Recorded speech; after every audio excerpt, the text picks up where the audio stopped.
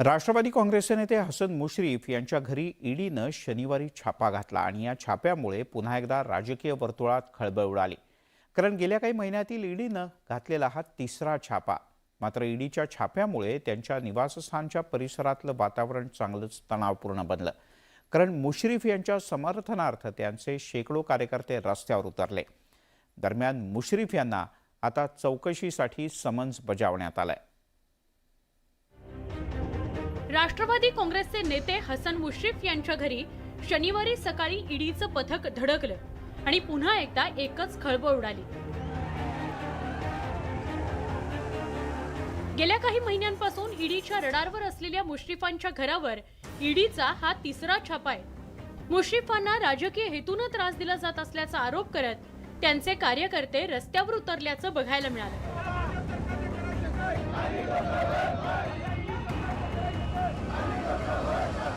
यावेळी राष्ट्रवादी काँग्रेसच्या कार्यकर्त्यांनी सरकार विरोधात घोषणाबाजी केली।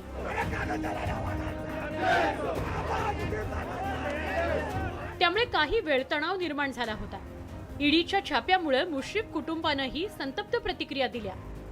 तुम्ही सगळी शांत राहा, काय करताय हे बघा, तुम्ही सगळी जण शांत राहा, त्यांना सांगा की आम्हाला गोळ्या घालून जावा, गोळ्या घालून जावा, बघा तुम्ही टेन्शन।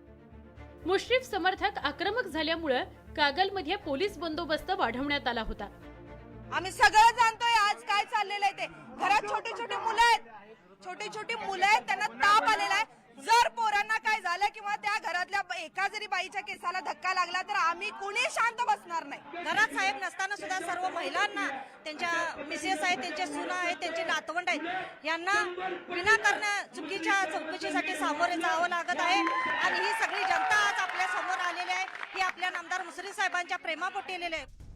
मुश्रीफ यांच्या घरी ईडीच्या छाप्यानंतर भाजपला टीका करण्याची ऐतीच संधी मिळाली आहे। हसन मुश्रीफ इन्कम टॅक्स कडे गेले की हे सगळं मी मान्य करतोय, मनी लॉन्ड्रिंग झालेलं आहे, पण सेटलमेंट करा। सेटलमेंट इन्कम टॅक्स मध्ये प्रोव्हिजन आहेत आणि त्याने हायकोर्टात याचिका केली की माझी सेटलमेंटची ऍप्लिकेशन यांनी रिजेक्ट केली। म्हणजे हसन मुश्रीफने स्वीकार केला की मी 158 कोटी रुपयाचं मनी लॉन्ड्रिंग केलं, काला का सफेद किया, मग तो पैसा आला कुठून?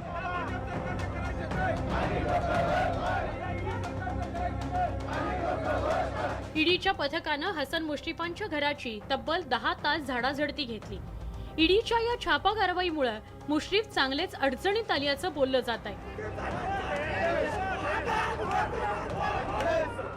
कोल्हापूरहून व्हिडिओ जर्नलिस्ट संदीप पाटील सह ज्ञानेश्वर साळोखे आणि ब्युरो रिपोर्ट न्यूज 18 लोकमत।